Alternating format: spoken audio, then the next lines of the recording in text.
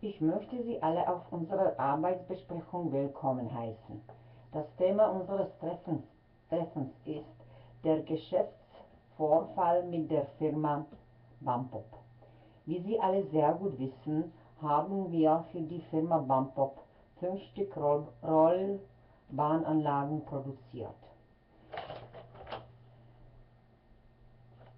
Am Anfang gab es mit der Produktion viele Probleme, aber jetzt, nach 3 Monaten Arbeit, sind alle Rollbahnanlagen fertig. Wir sind heute zusammengekommen, um 3 Punkte zu besprechen. Erstens, Ausgangskontrolle der Anlagen.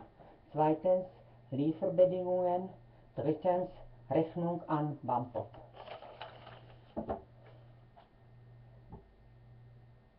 Also der erste Punkt ist die Ausgangskontrolle der Anlagen.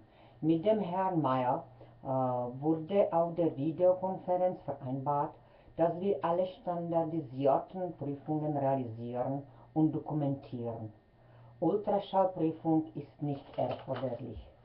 Für die komplette Ausgangskontrolle ist Kollege Spiller zuständig.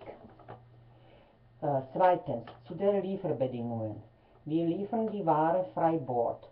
Das bedeutet, dass wir bis zum Verladehafen, also bis nach Hamburg, für die Ware verantwortlich sind. Die Ladungskosten werden auch von uns übernommen. Wir mieten unseren üblichen Frachtführer aus Opava. Das erledigt Frau Zenischkova. Der letzte Punkt ist die nicht präzise Rechnungsadresse. Die Rechnung wird von der Zentrale der Firma Bumpop bezahlt.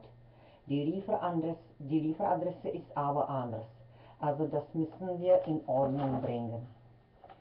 Sonst ist Herr Meyer mit der Agenda zufrieden und er stimmt allen Punkten zu. Das wäre für den Moment alles. Und ich wünsche Ihnen einen schönen Tag.